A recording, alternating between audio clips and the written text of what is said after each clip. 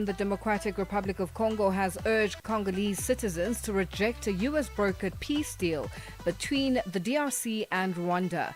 And the African Perspectives on Cybersecurity Report 2025 has revealed a sharp rise in cyber attacks across Africa. But first up, the news with Jwalani Tulongwepe and our sports update, our sports headlines with Figile Lingwati. SABC News. The African Perspective. Thank you, Lulu. Good afternoon. Guinea's junta leader Mamadi Doumbouya and 8 other candidates have been approved to run in next month's presidential election. Doumbouya vowed not to run when he seized power in the West African country in 2021, but a new constitution pushed by the military-led government and approved in a referendum in September opened the door to his candidacy. Two strong potential candidates, former President Alpha Conde and former Prime Minister Silo Diallo, are ineligible because of age and residency rules in the new constitution. Doumbouya put his name forward last week, a move that could keep him in power for another 7 years as he runs as an independent. US President Donald Trump says he will work to help end the war in Sudan after Saudi Crown Prince Mohammed bin Salman asked him to get involved in the matter. In a social media post following a Saudi investment conference a day after he met with Saudi Arabia's Crown Prince bin Salman at the White House, Trump said the United States will work with Saudi Arabia, United Arab Emirates, Egypt and other Middle Eastern countries to end atrocities in the region and stabilize Sudan. The Saudi Crown Prince believes Trump's direct pressure is needed to break a log jam in talks to end more than 2.5 years of war. A leading opposition figure in the Democratic Republic of Congo has urged Congolese citizens to reject a US-brokered peace deal between the DRC and Rwanda for including a principle on economic cooperation with Rwanda. Martin Fayulu, a two-time presidential candidate, says the principle violates the DRC's sovereignty and promotes impunity. Chris Ochamringa reports from Kinshasa. The deal calls on both countries to respect each other's territorial integrity and settle the conflict peacefully. It also establishes an economic partnership between the DRC and Rwanda in the mining, infrastructure and tourism sectors. But Martin Fayulu says that requirement introduced by the US violates the DRC's sovereign right to choose who to trade with. He also criticized the recent peace agreement that the DRC government and the M23 rebels signed in Qatar, saying it goes against a United Nations Security Council resolution that calls on Rwanda to stop supporting the M23 rebels and immediately withdraw its troops from the DRC. South Africa's preparations for the upcoming G20 summit are intensifying, and the country's Border Management Authority says it is ready. Speaking at the BMA's second annual conference and expo in the capital, Pretoria, Commissioner Dr. Michael Masiapato said the authority is working closely within the Justice, Crime Prevention and Security cluster to ensure smooth, secure entry for the thousands of delegates expected to arrive. He noted that through the Nudge Joints mechanism, border-related planning is well underway. Channel Africa's reporter Michael Mbewe filed this report. So as the BMA, we have actually deployed additional resources in these particular ports. Firstly, to deal with the issues of port health responsibilities, making sure that everybody who comes through to the country are properly analyzed in terms of their status of health, so that they can be able to come through. But secondly, on issues of immigration, make sure that everybody that comes through have the requisite documents to be able to enter the country. One thing that we can indicate is that the majority of the travelers are actually coming from the government enterprises in these particular countries, and most of them are visa-free because they are actually using diplomatic passports. And we do apologize. That is, of course, the BMA's Dr. Michael Masiapato. And finally, the UK COVID-19 public inquiry will today report on its findings on the government's response to the pandemic. More than 160 witnesses appeared at the hearings in London, in Edinburgh, Cardiff and Belfast. The BBC's Hugh Pym has the details. In a report of around 800 pages, the inquiry's chair, Baroness Hallett, will examine the decisions made by the UK government and devolved administrations. It'll look at whether lockdowns were timely and reasonable, whether ministers considered how they would affect people, and whether there was effective communication with the public. Baroness Hallett is also due to cover public confidence in the measures imposed and breaches of the rules and standards, including by ministers and officials. She'll set out recommendations for policymakers. For any news stories you would like to share with us, please do send an email to newsroom@channelafrica.co.za or call us on +27 11714 4459. For Channel Africa News, I'm Cholani Tulo Mwepe. SABC News. The African Perspective. In our sports headline, Africa's biggest club competitions return this weekend across the continent. And Black Leopards Football Club chairperson is ready to take his grievances to the World Football Governing Body. I'll be back with these and other stories at the bottom of the hour. Africa Update with Lulu Gaboo, 12 to 1 p.m. Central African Time. Thank you to Jolani Tulongwepe with the news update and Figile Lingwati with our sports headlines. It is 12:06 Central African Time and we're coming to you live from Johannesburg on DSTV's audio bouquet channel 802, OpenView channel 628 and on www.channelafrica.co.za as well as on the SABC Plus app available on the Apple and Google Play stores. Join us in conversation on our social media platforms. That's on X, Instagram and subscribe on YouTube at Channel Africa 1. On Facebook at Channel Africa, you can also send us your comments and voice notes to +2763 as 406-9126 #Africa Update and let us know which country you're in. And if you have any stories that you'd like us to highlight or to focus on, send us an email. It is newsroom@channelafrica.co.za or give us a call on +2711 714 4459. The G20 Summit through African eyes, live updates, and expert voices only on Channel Africa. Well, today on #Africa Update Asks, a newly released report has revealed a sharp rise in cyber attacks across Africa, with a shift in tactics driven by artificial intelligence. African organizations now face an average of over 3,000 attacks per week. Our question to you is, what can organizations and people do to keep themselves safe from cyber attacks, and what are you doing to protect yourself? Share your thoughts and your views on all our social media platforms. That's on X, Instagram at Channel Africa 1, on Facebook at Channel Africa. You can also send us your comments and voice notes to +2763 as 406-9126 #Africa Update Us. Africa Update, your daily dose of African insights with Lulu Gaboo on Channel Africa. A leading opposition figure in the Democratic Republic of Congo has urged Congolese citizens to reject a U.S.-brokered peace deal between the DRC and Rwanda for including a principle on economic cooperation with Rwanda. Martin Fayulu, a two-time presidential candidate, says the principle violates the DRC's sovereignty and promotes impunity. Chris Ochamringa has this report from Kinshasa.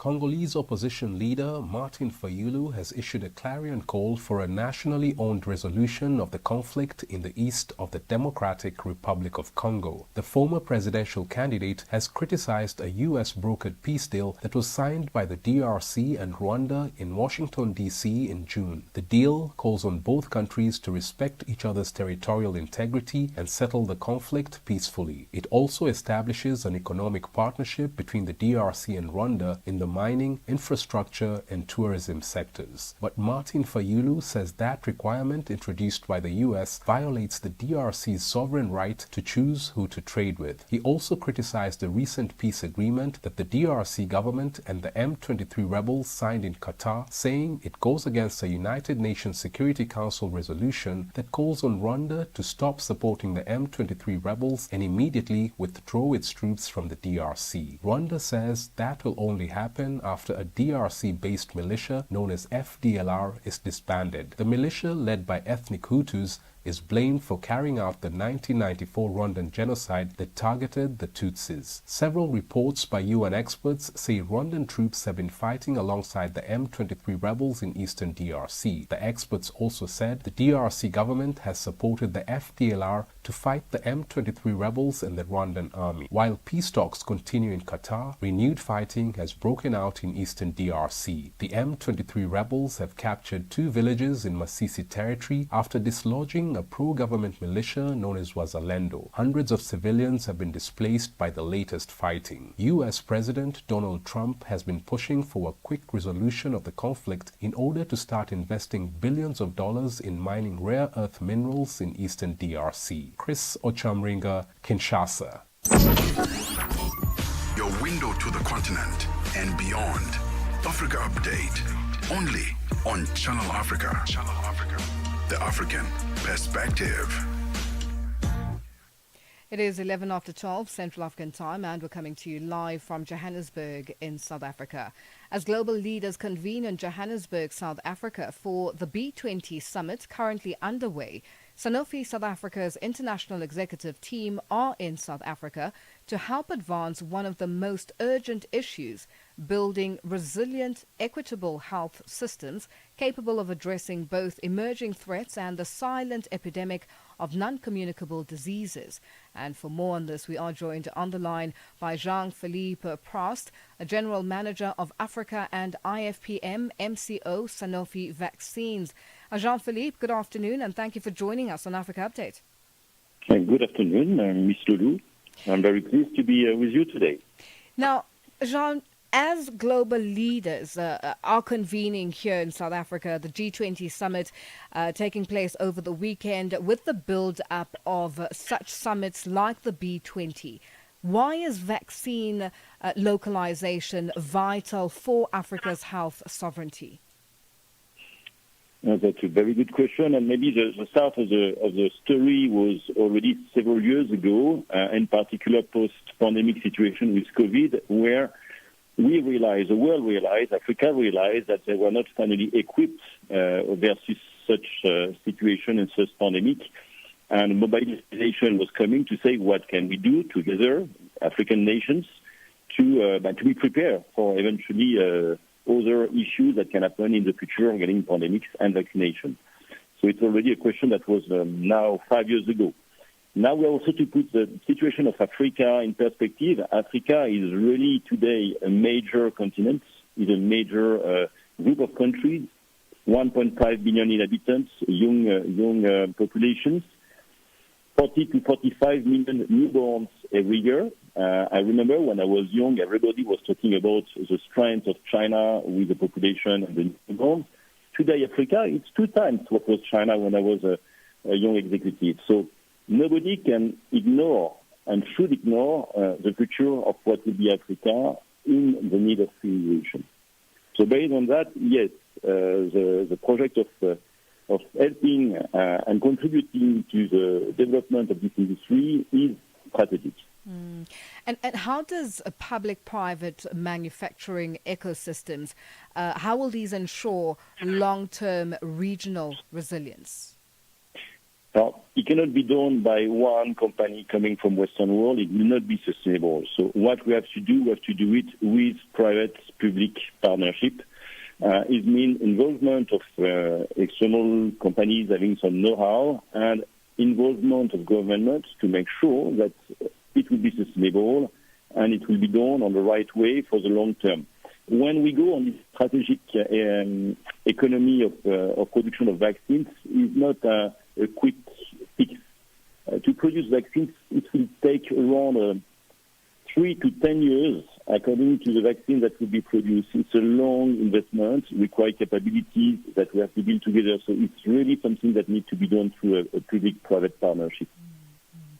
And just, looking at the number of businesses and companies that are here presently, what are you finding at this B20 summit, which is currently underway? What are you finding in terms of the exchange and just the conversations that are being had?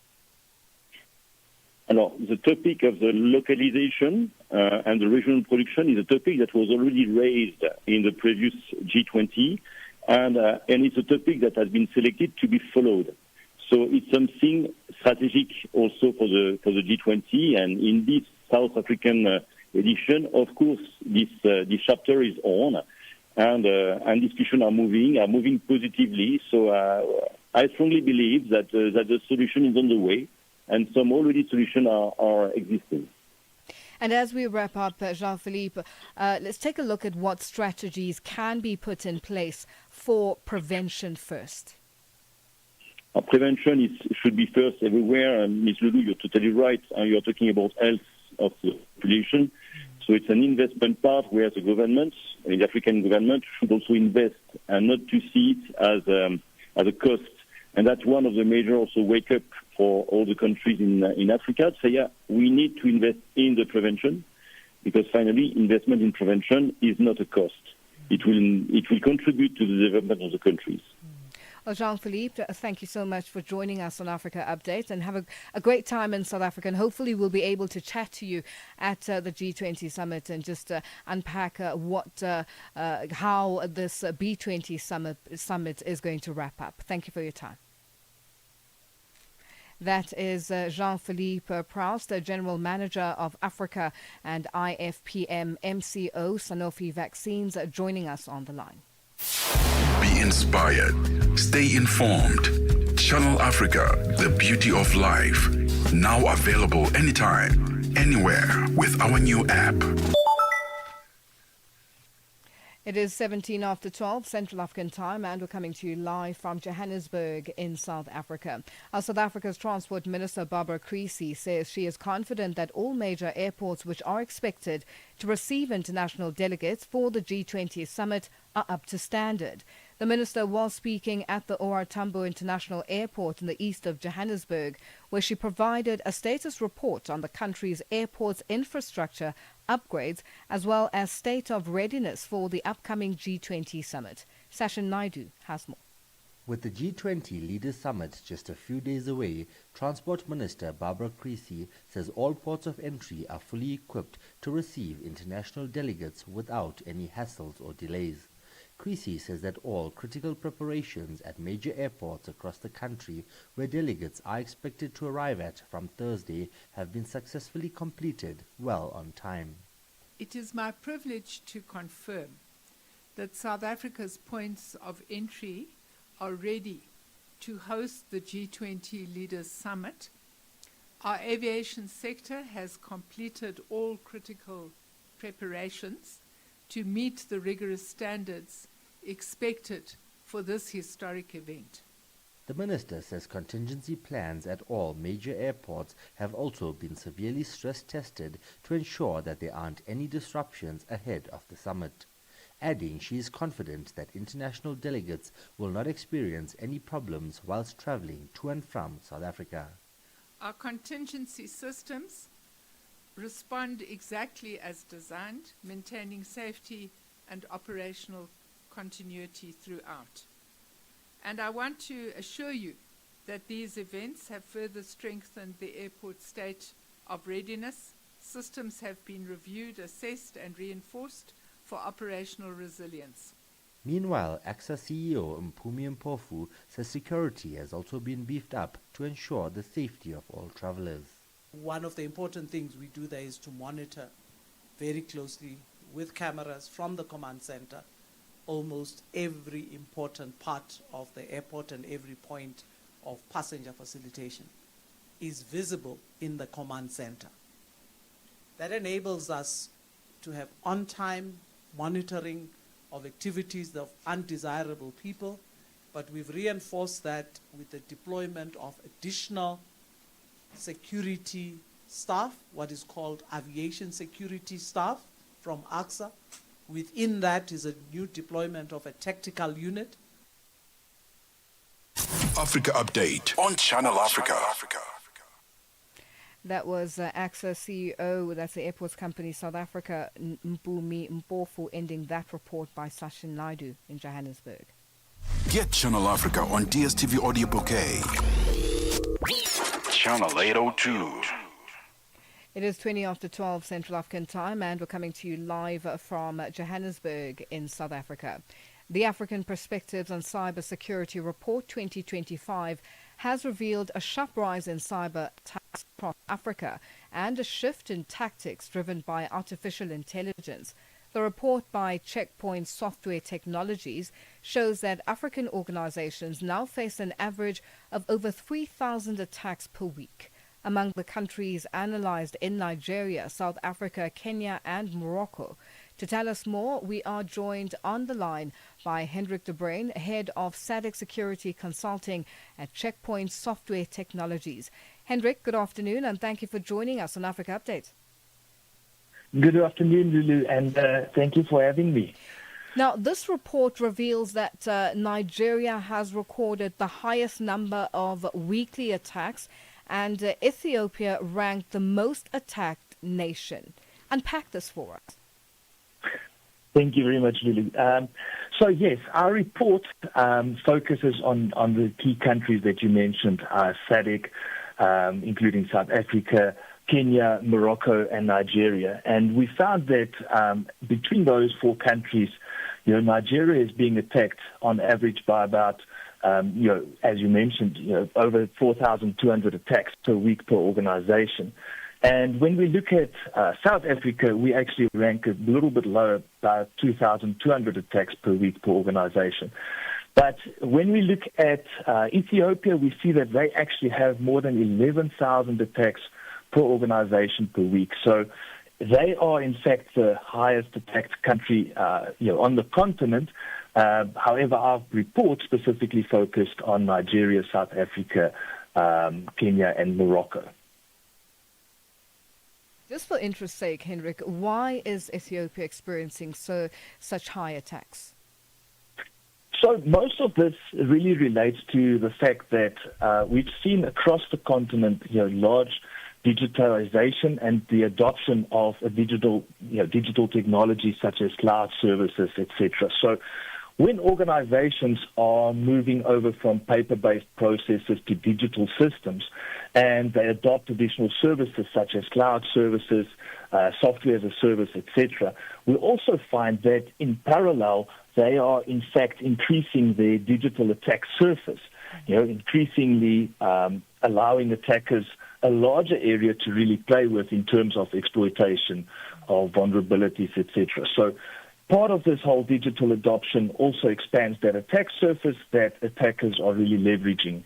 And, the key message here is that when we adopt digital systems, we need to ensure that we adopt them securely and that security is essentially built in to the solutions and the digitization process itself. Now, South Africa has seen a sharp rise in ransomware, while Kenya has been impacted by critical infrastructure attacks. It seems that countries across the continent are attacked in many different ways. Correct, yes. So there's multiple factors that really play a role here. When we look at these attacks, it's often guided by the end goal. When we look at ransomware as an example, the end goal behind these attacks are really financially motivated. Most often, the attackers are after the data so they can use it as a ransom, to hold the organization itself ransom. When we look at attacks related to critical infrastructure, oftentimes we need to dig a little bit deeper because there might not be a financial incentive behind it. It might be something like a nation-state actor that really is looking at, causing real harm to the country itself. Because what we look at when we look at, the attacks on critical infrastructure, it may have a real physical world impact where, electricity grids could potentially be shut down or water supply, etc. So it's difficult to always understand why a specific country is attacked more within a specific sector than another, because we need to dig into those specific factors to better understand the motivation behind those attacks. And what are some of the threats that the report highlighted for the rest of the year?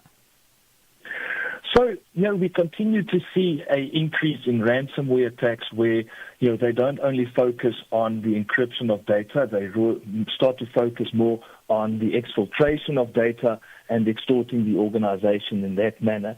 And then also we see, as you also mentioned, we see an increase in velocity related to attacks, primarily driven by AI, right? Because AI has significantly increased it's essentially a force multiplier that attackers can leverage, and they can now automate the process of creating sophisticated phishing campaigns, on-demand videos that they can use as lures, etc. And then also for the consumers, we're going into Black Friday now, we're going into the festive period, so they also need to be on the lookout for increased attacks related to phishing, smishing, etc. So the consumers, the audience also needs to be more vigilant. And also when we look at sporting events, we have the African Cup of Nations coming up as well as the World Cup next year. And in terms of those sporting events, we've also found that there's currently infrastructure being set up by cyber criminals to leverage on those events also. So just increased vigilance from the consumers, understand that we are heading into that festive period and we typically see an increase in attacks. So people need to be more vigilant when operating in the digital world. And just in wrapping up, how can Africa prevent these threats? What does the continent need to do, and just the countries individually and collectively? Yes. So from the consumers, as I mentioned, increase the awareness, understanding that the digital world is under threat, and attackers will leverage what they can. So need to be more, carry that awareness, have the vigilance. Don't click on suspicious links when you get that phone call, from somebody that you don't necessarily know. Make sure to also verify the caller. I always say, the banks do a great job when they phone you to validate, that they are speaking to the correct person. But do you do the same to your bank? Do you verify that caller on the other end before you start talking about your bank account numbers to make sure that you are speaking to a representative of the bank? And then we look at organizations. They need to look at adopting a more holistic approach to cybersecurity that takes into consideration not only the runtime environments, but also the build and the pipeline itself. Well, Hendrik, always a pleasure chatting to you. Thank you for joining us on Africa Update. That's Hendrik de Bruin, head of SADC Security Consulting at Checkpoint Software Technologies, joining us on the line. Celebrate life every day. Tune in to Channel Africa. Stay connected through our new website and free mobile app. Gender-based violence is destroying lives and tearing communities apart. It happens in homes, in schools, at workplaces, and too often in silence. But it doesn't have to continue. If you see it, speak out. If you are hurting, reach out. Because doing nothing is not an option. Listen to all 19 SABC radio stations from Wednesday, 23rd of July for hard talk, discussions, advice, dramas, educational shows, and interviews around GBV with experts, survivors, lawmakers, and the whole country affected by gender-based violence. For all your favorite SABC radio stations, call 0800 428 428 to report abuse or get help. GBV, it ends with you. This message is brought to you by the SABC. Channel Africa is evolving, and so are you. Stay connected wherever you are with our brand new website and mobile app.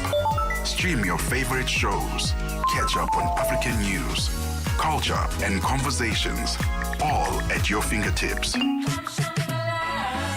Africa is just a tap away.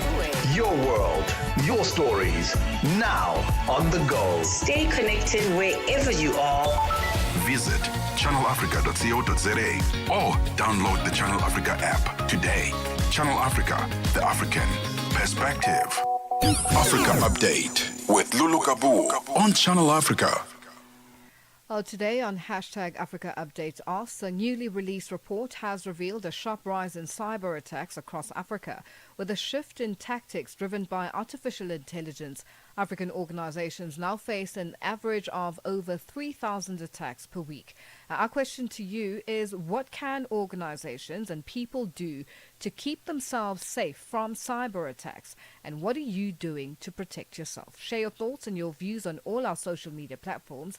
That's on X, Instagram at Channel Africa 1, on Facebook at Channel Africa. You can also send us your comments and voice notes to +2763, that's 406-9126, hashtag Africa Update Us.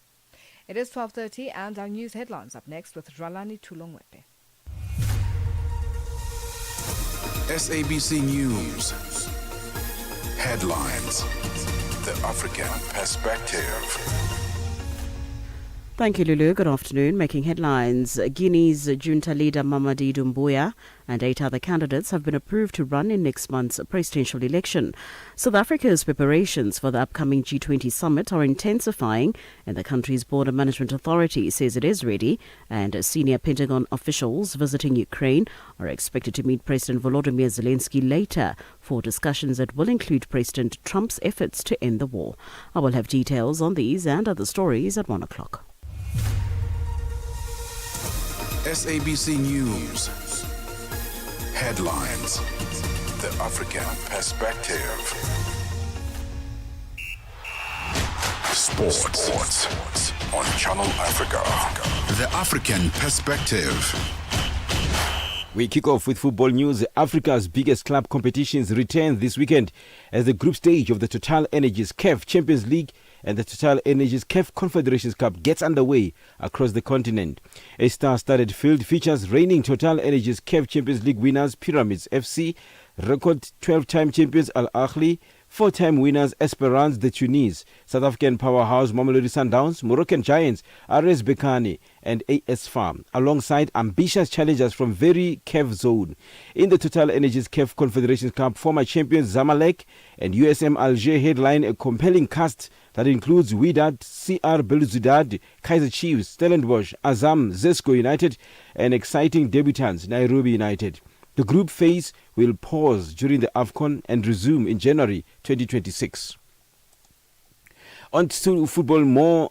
South Africa's Black Leopards FC chairperson David Tidiela says he will take his grievances to the World Football Governing Body FIFA if Minister of Sports Getty McKenzie and CAF fail to attend to them. Tidiela has sent a damning report to the minister requesting intervention in the governance of the Premier Soccer League, the PSL. The report is on the alleged abuse of power by top officials in the league. Tidiela is unhappy about the conflict of interest within the league's administration, saying it must run by people who are not attached to any team. Acting CEO, that it is conflicted, she can't sit that long there. Things are not going well in soccer. There are so many things which are not going well, which I will elaborate when the time is right. The reason why I wrote a letter to the sports minister. If we don't get joy, we'll go to CAF. CAF will go to FIFA. It's not supposed to be that. Neutral people must run this league. Like before. The people who are not attached to any team, who are not aligned to any teams. Tidiela says some soccer fans and also are very supportive to Tidiela. They say club owners who challenged top PSL officials are targeted and their clubs get relegated. It's been long, PSL being in this mess. Some of the decisions are man-made. There are teams who are suffering because of telling the truth. Jomo Cosmos, Jomo Sono, now John Committee, he's telling the truth. His team has been relegated. Mam Kise, he always fights. Mr. David Didiela have point, but to report this to Minister of Sports is just a waste of time. Those who have a team in PSL, they've been in administration for many years. Why now? On to rugby news. South Africa's Springboks will run out in the traditional green and gold jersey in Dublin on Saturday, with host Ireland donning the alternate white strip. The decision may surprise fans who have seen the Boks in white for 2 of the 3 November tests against France and Italy, despite no obvious colour clash. That was done in alignment with the Six Nations adoption of World Rugby's colour-blind inclusive guidelines, which aim to make matches easier to follow for the estimated 300 million colour-blind viewers worldwide, including former World Rugby chairperson Bill Beaumont. Let's end with tennis news. Roger Federer will become the first member of the Big Three of tennis to be inducted into the International Tennis Hall of Fame. Federer retired in 2022, having won 103 ATP level titles, second only to Jimmy Connors' 109 during the Open era. The Swiss great was the first man to win 20 Grand Slam singles titles, a total since surpassed by big three rivals Novak Djokovic 24 and Rafael Nadal 22. For any sports stories you'd like to share with us, please do send an email to newsroom@channelafrica.co.za or call us on +2711 714 4459. This is Channel Africa Sport with me, Fide Lungwati. Sports on Channel Africa. The African Perspective. Darubini ya Afrika na I am Henry Shakif.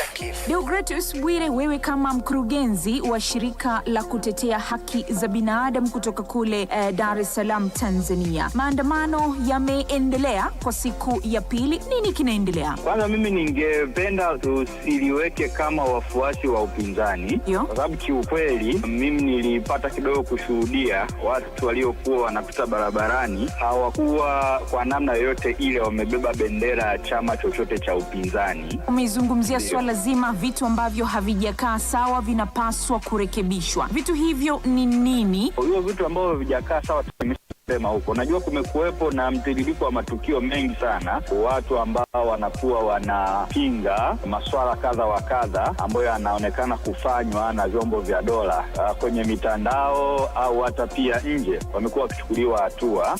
Darubini ya Afrika kila Jumatatu hadi Ijumaa kuanzia saa 11 kamili hadi saa 12 kamili jioni majira ya Afrika ya Kati.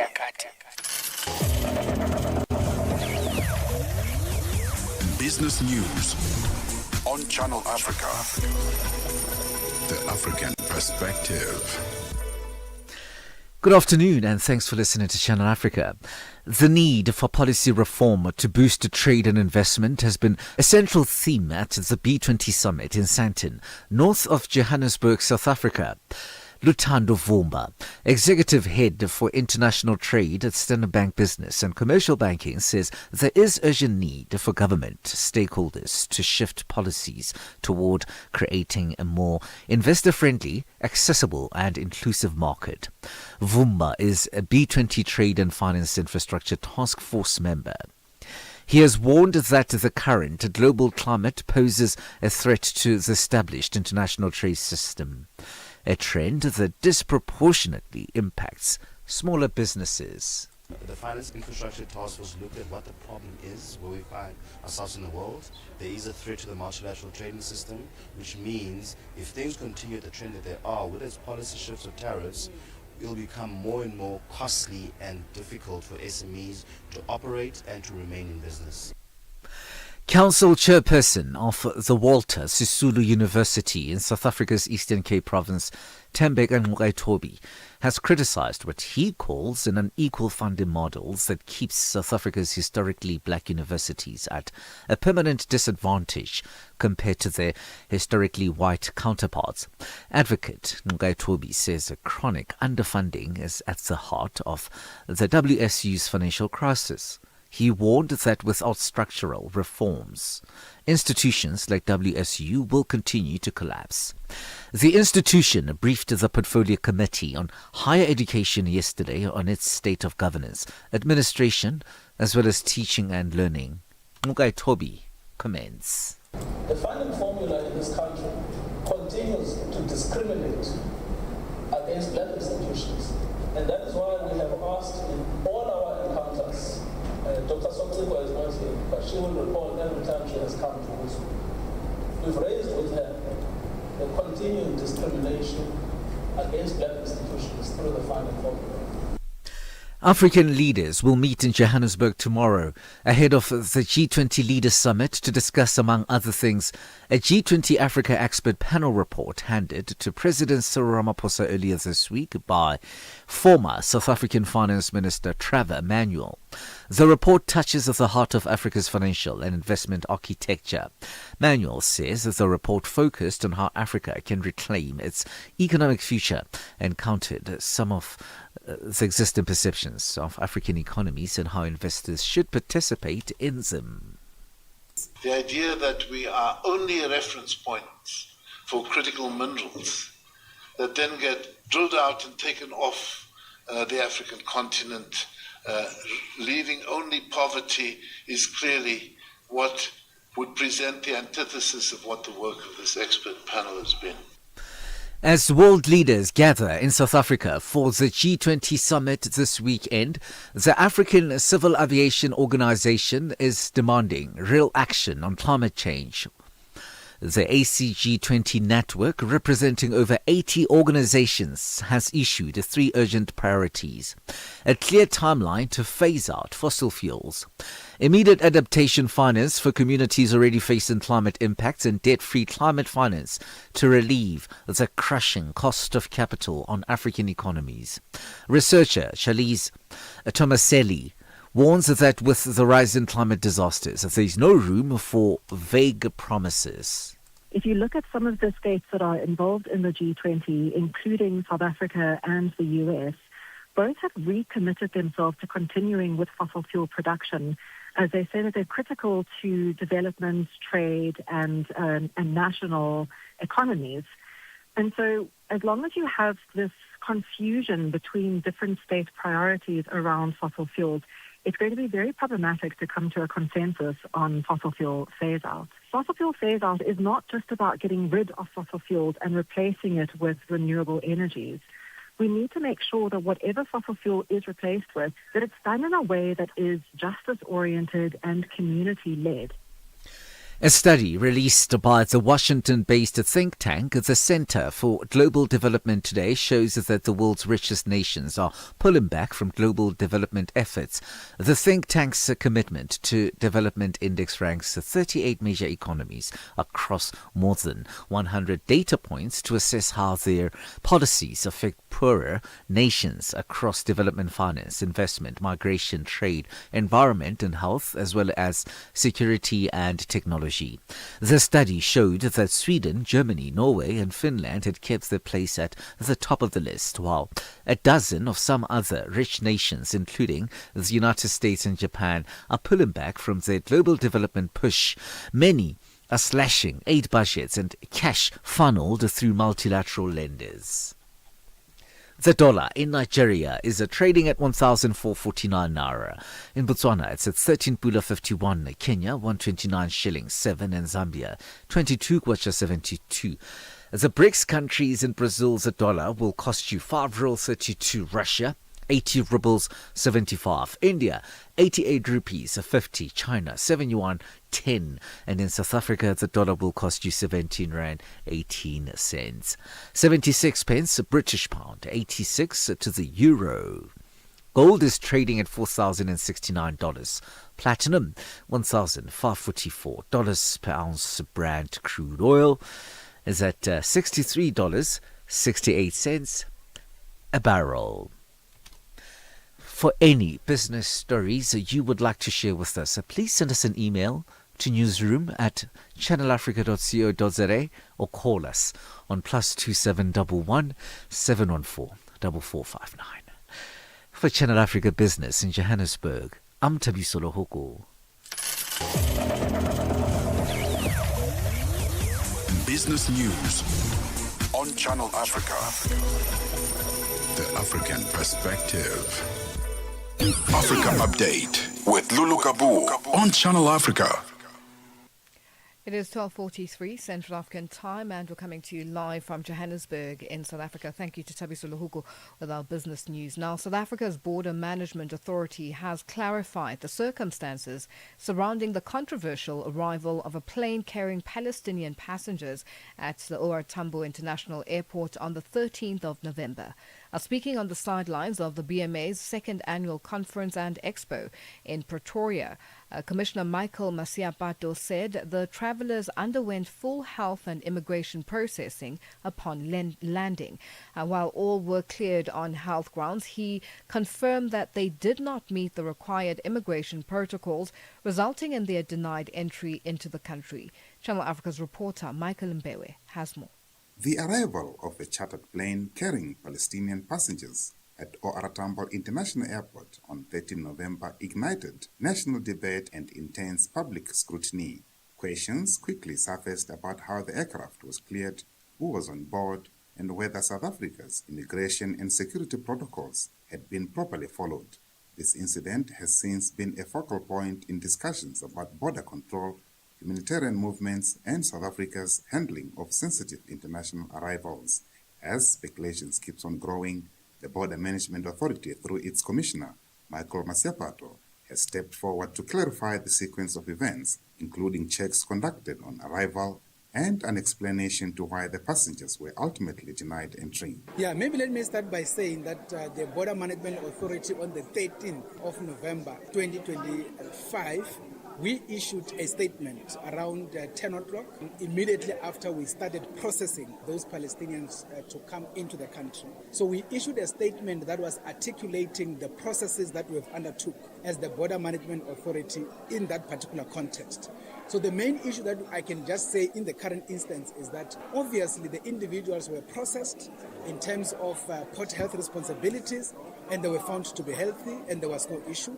But obviously they were processed even in terms of immigration, and as you will know, they couldn't make it in terms of immigration-related protocols. So when that became the instance, they were obviously not going to be allowed into the country because of that particular reality. After being on the runway for several hours, Masiapato said the issue was resolved through the executive's decision. And you will know ultimately, as our statement indicated, at that particular juncture, we ultimately received a correspondence from the executive, which in this instance is the Minister of Home Affairs, which is what the statement says. And obviously that particular letter was actually relaxing the requirements in terms of immigration, and ultimately the people were processed into the country. Masiapato added that the remaining issues are now being handled in coordination with other security authorities.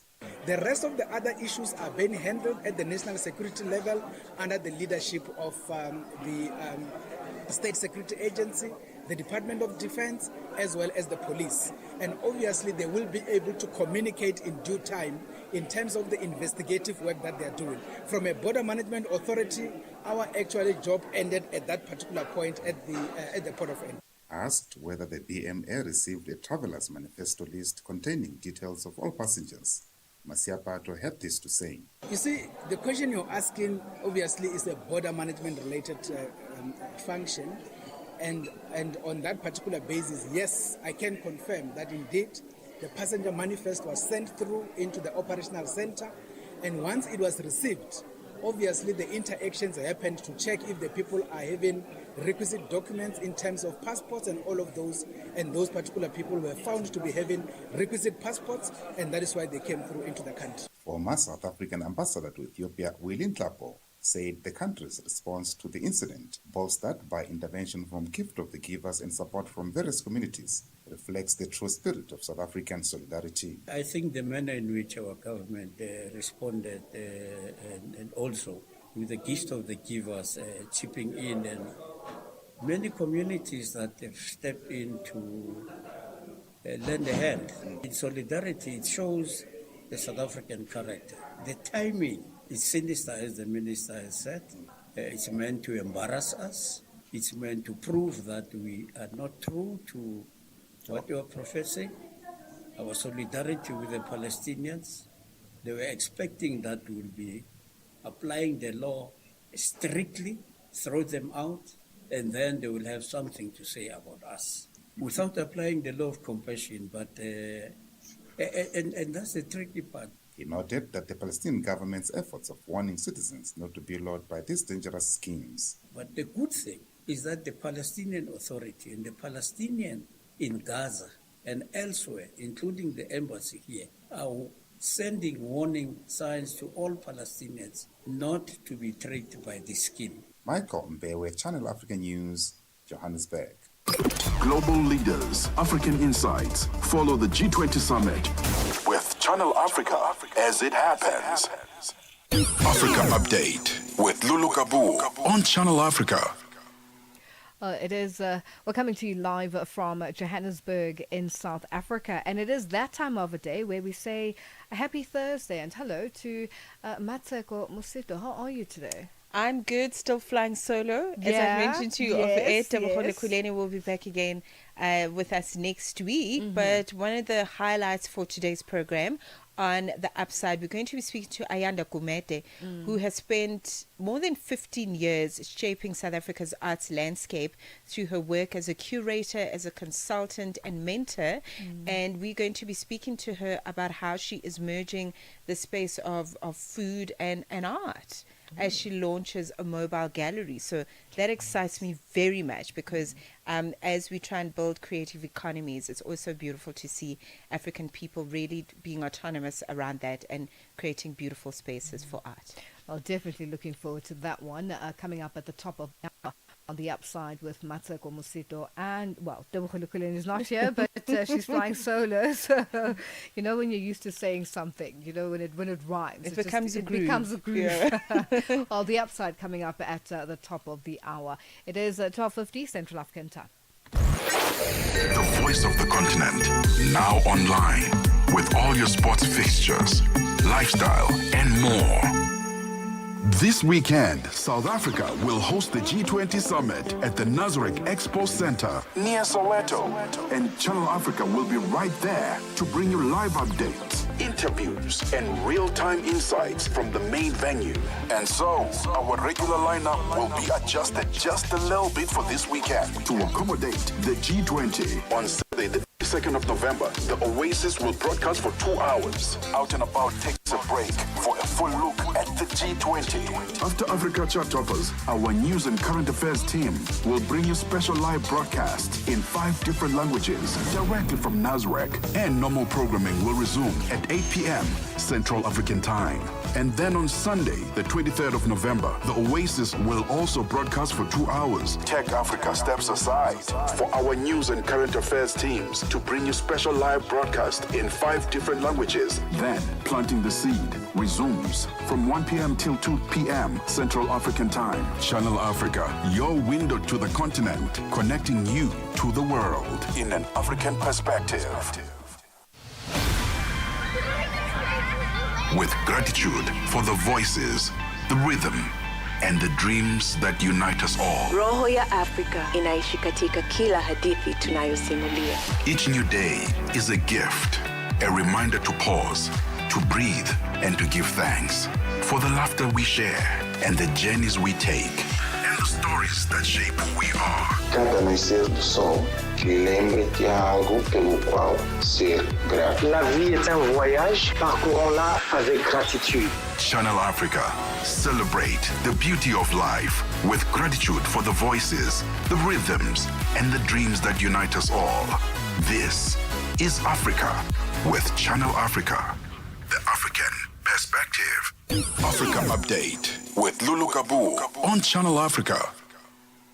It is 12:52 Central African Time, and we're coming to you live from Johannesburg in South Africa. The Madlanga Commission of Inquiry is still underway, and Brown Mogotsi is still testifying. Let's take a listen and find out what's happening there. Expressing his misgivings. He says to you, go see the DNC and the minister and let me think. And if it can happen, or we get something to block this okay, I get the post and fix the place, they must give something. Khan must look after me. He must give me something, a bag or something, must get a bag. Okay, so the source wants you to go and see the DNC and the minister.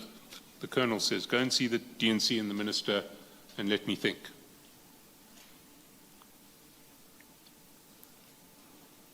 That's correct, is it not? Yes, that's correct. I'm following. And did you understand which DNC he was referring to?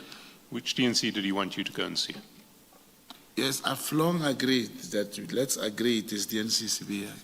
DNC Sibia. Yes, let's agree, even if it's not written here. And the Hawks colonel is egging him on the basis that you can sort out his life with the minister because you're in the minister's office and all he needs to do is to email the minister. So let's take a look at paragraph, page 62.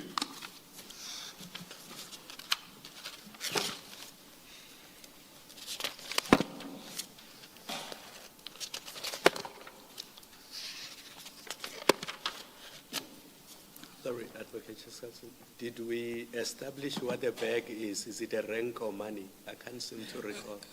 A bag with cash inside it. Towards the bottom of the page, on page 62, the Hawks officer says, then what do you do? He writes an email or a letter to the minister, to the chief of staff, saying, this is the story, this is what happened, I'm requesting your intervention. That gives them the opportunity. So the Hawks man is saying to the colonel, write to the minister, write to the chief of staff. And 2 lines down, the colonel says, I do what? I do what? And the Hawks man says, write an email to the minister to say this is what happened. I've got a grievance, this issue, I'm aggrieved because of X, Y, and Z, and I'm requesting your assistance in the matter. That's it. He'll sort out the rest for you. So the Hawks man's making promises to this guy that you can step in the minister's office and just make his life whole again. Let's go down a page. Top of the next page, 63, the Hawks man again. That's why we've got to do it. You will write that email. You can write that email tonight even.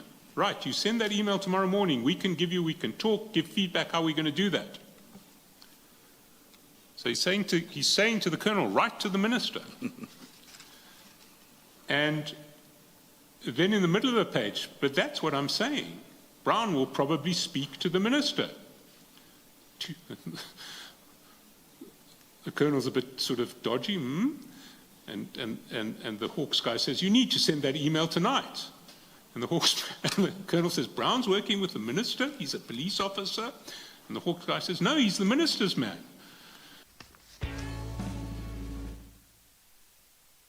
We are on Open Views Audio Bouquet, Channel 628.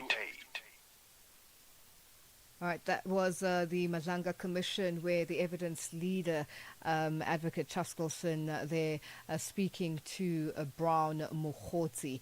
And a lot coming out of that Madlanga Commission. And today is day 3 of the commission. It is 12:57 Central African time, and we're coming to you live from Johannesburg in South Africa.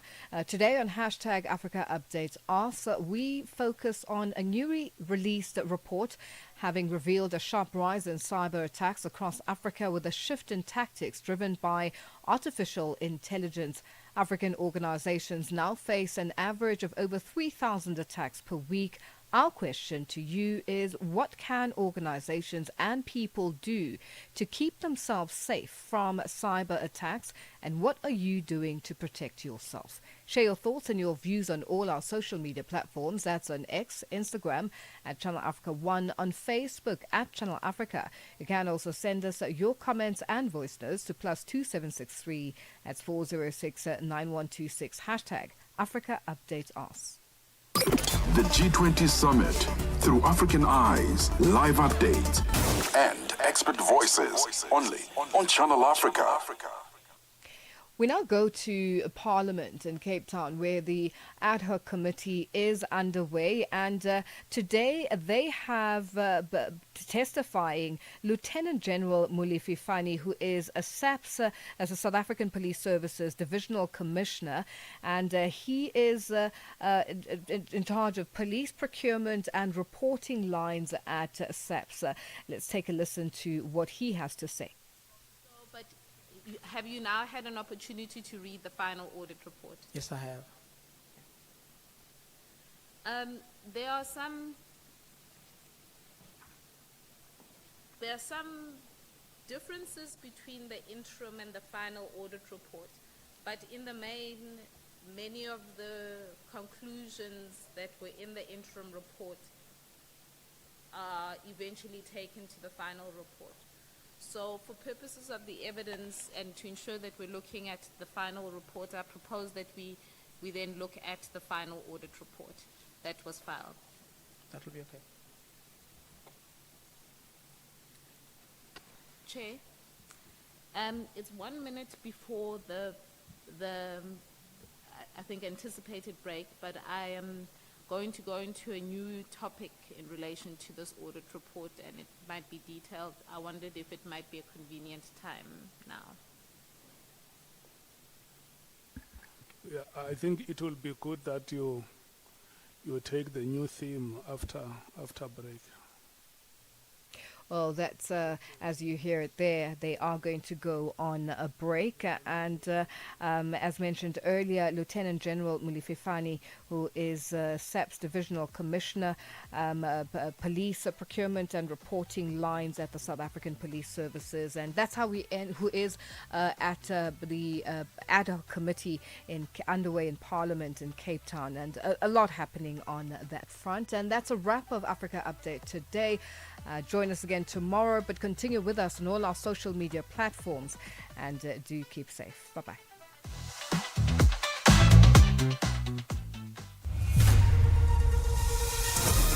SABC News. The African Perspective. Thank you, Lulu. Good afternoon.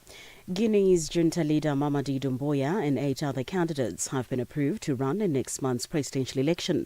Doumbouya vowed not to run when he seized power in the West African country in 2021. But a new constitution pushed by the military-led government and approved in a referendum in September opened the door to his candidacy. Two strong potential challengers, former President Alpha Conde and former Prime Minister Sello Diallo, are ineligible because of age and residency rules in the new constitution. Doumbouya put his name forward last week, a move that could keep him in power for another 7 years as he runs as an independent. U.S. President Donald Trump says he will work to help end the war in Sudan after Saudi Crown Prince Mohammed bin Salman asked him to get involved in the matter. In a social media post following a Saudi investment conference a day after he met with the Crown Prince at the White House, Trump said the United States will work with Saudi Arabia, United Arab Emirates, Egypt and other Middle Eastern countries to end atrocities in the region and stabilize Sudan. The Saudi Crown Prince believes Trump's direct pressure is needed to break a log jam in talks to end more than 2.5 years of war. South Africa's preparations for the upcoming G20 summit are intensifying, and the country's Border Management Authority says it is ready. Speaking at the BMA's second annual conference and expo in the capital, Pretoria, Commissioner Dr. Michael Masiapato said the authority is working closely within the Justice, Crime, Prevention and Security cluster to ensure smooth, secure entry for the thousands of delegates expected to arrive. He noted that through the Nudge Joins mechanism, border-related planning is well underway. So as the BMA, we have actually deployed additional resources in these particular ports. Firstly, to deal with the issues of port health responsibilities, making sure that everybody who comes through to the country